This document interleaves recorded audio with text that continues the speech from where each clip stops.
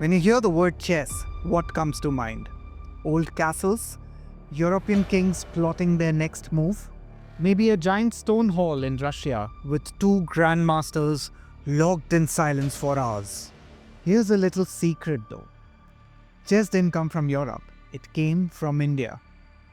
And the journey from dusty old courts here to glamorous tournaments in London or Moscow, that's a story of warriors, traders, monks, and even Vikings. So settle in, because today on Proud India, we are going to discuss how India gave chess to the world and how the world almost forgot it.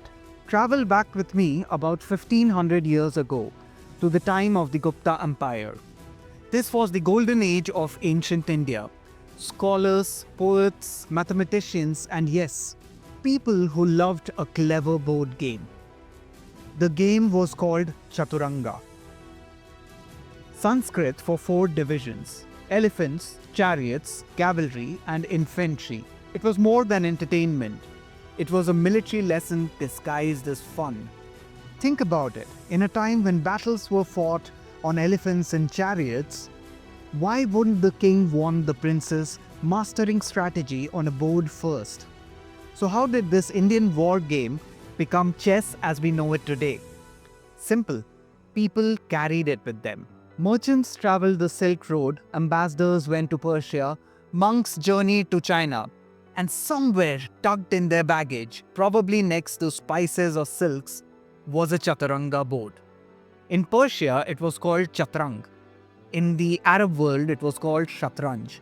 And eventually, it made its way across desert over the seas into Africa and Europe. Can you imagine that? This humble game from India, crossing continents, languages, and even empires. Meanwhile, back home, chess was still evolving. Mughal emperors loved it. Akbar, for instance, didn't just play chess. He built giant chessboards on his palace floor and used real people as pieces.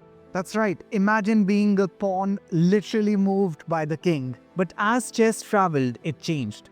In China, it crossed rivers. In Europe, it started to look like castles and queens. And words we use today, like checkmate, comes from the Persian shamat, meaning the king is helpless, or rook from the Persian ruk, meaning chariot. Here's something that didn't make it to textbooks. Chess didn't waltz into Europe politely. It sneaked in with traders, monks, and even Vikings.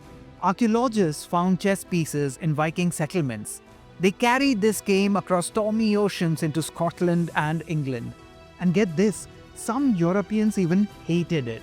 In 1254, France's King Louis IX actually banned chess, calling it a waste of noble time. Of course, humans being humans, they played anyway. By the 15th century, Europe changed the rules. The slow-moving counselor became the powerful queen. Elephants, now bishops sliding across the board. Games that once lasted days could now be finished in minutes. Blitz, not trench warfare. And just like that, the world forgot where it all began. Chess became European, even though at its heart was the beat of Sanskrit and Indian war formations. But here's the beautiful twist. After centuries, India reclaimed chess. In the 1990s, a calm, smiling genius called Viswanathan Anand destroyed the European monopoly, became world champion, put India right back on the map. Today, the youngest challenger to the world title is an Indian. Tournaments across Tamil Nadu, Gujarat, Delhi, buzzing with kids plotting moves faster than you can blink. So the next time you see a grand hall in London or Moscow or see a crazy Netflix show, remember where it all began. It began in India.